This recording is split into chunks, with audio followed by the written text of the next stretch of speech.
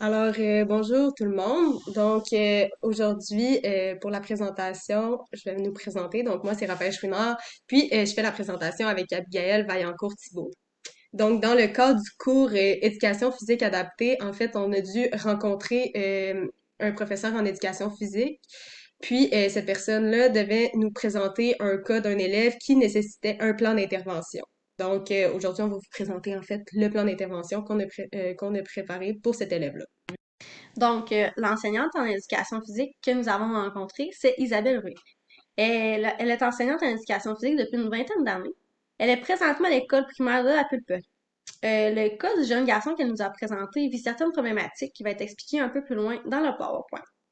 Afin de garder l'anonymat du jeune en question et pour faciliter la compréhension du PowerPoint tout au long, on a nommé le jeune homme Lucas, qui est un nom fictif.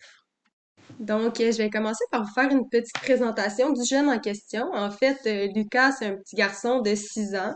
Il est en première année dans une classe assez difficile. En fait, il y a deux TES qui sont en tout temps dans cette classe-là pour essayer de gérer les étudiants.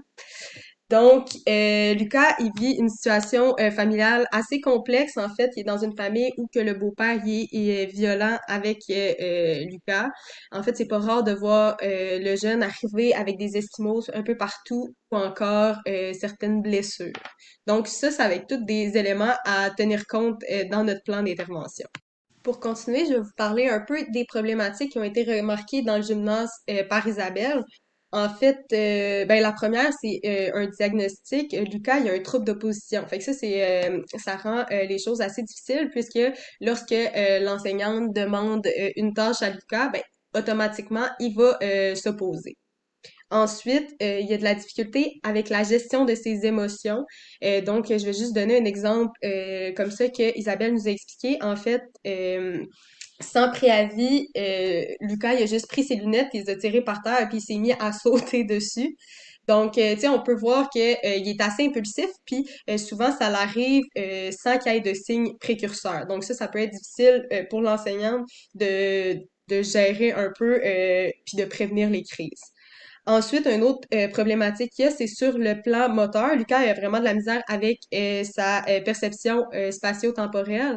En fait, il y a de la difficulté à reconnaître sa gauche, sa droite, l'avant, l'arrière, s'il faut sauter ou en tout cas, il y a vraiment de la difficulté avec tout ce qui est spatio-temporel. Tous ces éléments-là réunis ensemble, ça fait que c'est difficile pour Isabelle de donner un cours à Lucas, puisque lorsqu'elle donne une consigne, ben non seulement il a tendance à la réfuter, mais en plus il y a de la difficulté à l'appliquer, puisque pour lui la compréhension c'est quand même assez difficile.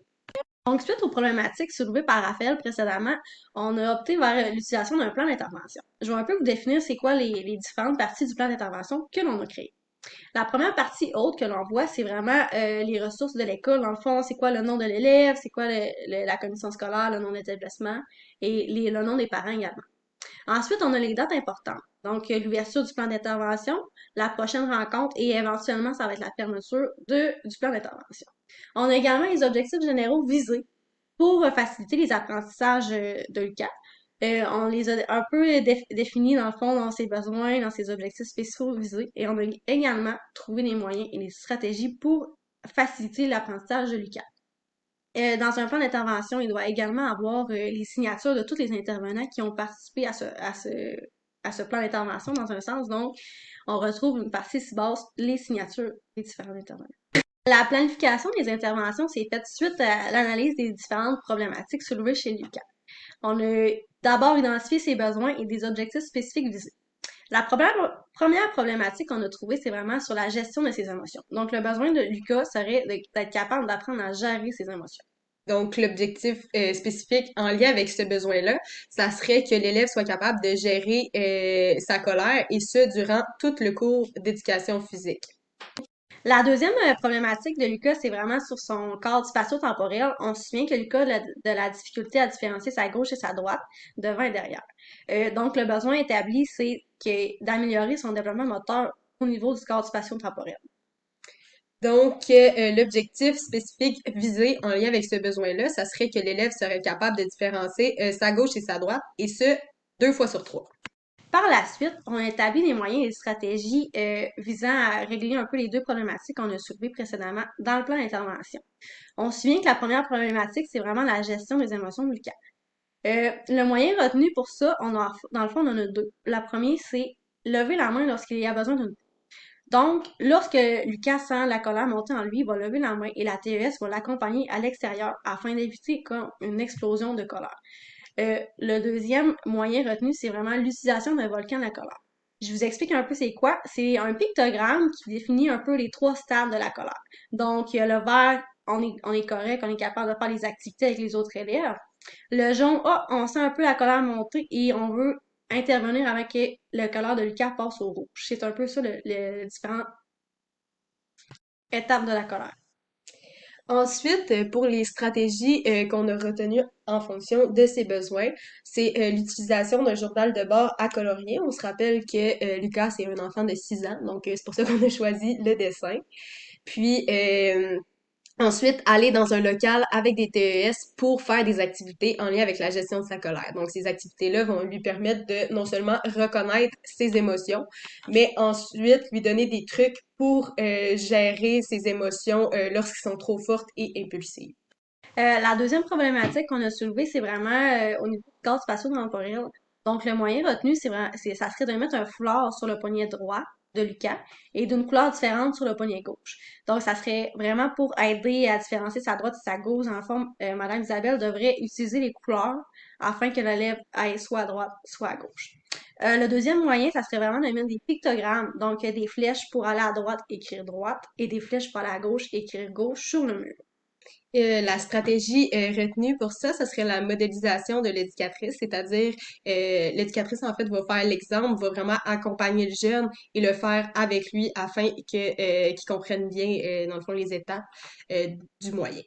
Donc, pour continuer, dans le fond, je vais vous donner différentes ressources. Toutes les informations que je vous donne là, tous les sites, en fait, sont en bibliographie. Donc, premièrement, la QNP, en fait, ça regroupe beaucoup d'informations sur la gestion des émotions, comment reconnaître un jeune qui a de la difficulté à gérer ses émotions, c'est quoi les signes précurseurs, etc.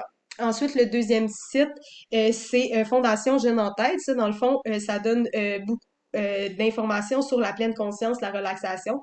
Donc, dans le fond, c'est juste des trucs pour que l'enfant soit capable de gérer ses propres émotions.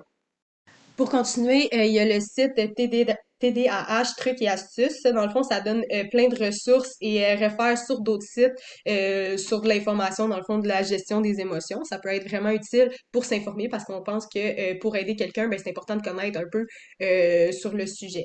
Ensuite, il y a le site Papa Positif. Ça, en fait, c'est là qu'on a pris le volcan des émotions. Donc, ça nous donne un peu des ateliers et des trucs à faire pour la gestion des émotions, tout simplement. Donc, on va continuer les différents intervenants parce qu'on pense que pour bien mettre en place un plan d'intervention, ça prend la coopération, en fait, de plusieurs intervenants ensemble. On va vous présenter les différents intervenants qui peuvent avoir lieu avec le plan d'intervention de l'UQAM. Premièrement, on a le directeur. Le directeur a un rôle central tout au long du plan d'intervention. Ensuite, on a Madame Isabelle, l'enseignante en éducation physique, qui va vraiment aider Lucas au niveau de son développement moteur sur le cadre spatio-temporel. On a également la TES qui va suivre Lucas pour ses problèmes de comportement, surtout sa gestion d'émotions. Ensuite, le parent et l'élève, dans le fond, sont présents dans le plan d'intervention pour faciliter l'apprentissage de Lucas. Afin d'avoir un plan d'intervention qui est vraiment adapté à l'élève, c'est important d'avoir des modalités d'évaluation.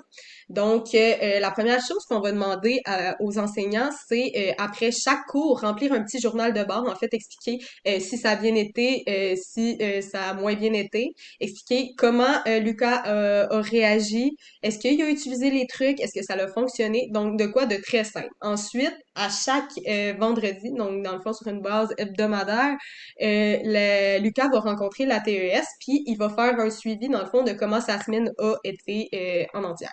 La suite, pour la communication aux parents, dans le fond, on se souvient que Lucas est dans un mode de vie un peu précaire, donc on a décidé d'exclure le beau-père de la communication aux parents. Donc, pour faire cheminement à la mère, on va vraiment envoyer un texto isolé à la mère pour qu'elle se joigne au comité un peu pour les prochaines rencontres et être informée de l'évolution du plan d'intervention. Fait que c'est vraiment seulement avec la mère qu'on va faire affaire. Puis, on va s'assurer vraiment que la mère reçoive les documents et les papiers en main propre, donc qu'il n'y ait pas de transfert via Internet ou peu importe, ou que le beau-père pourrait intervenir puis mal réagir suite à des comportements si Lucas fait moins bien ça, etc. Alors, c'est ce qui complète le plan d'intervention qu'on a prévu pour Lucas. Dans le fond, toutes les références et sites internet que l'on a utilisés pour la création de notre plan d'intervention se retrouvent sur cette diapo. Donc, merci beaucoup de nous avoir écoutés.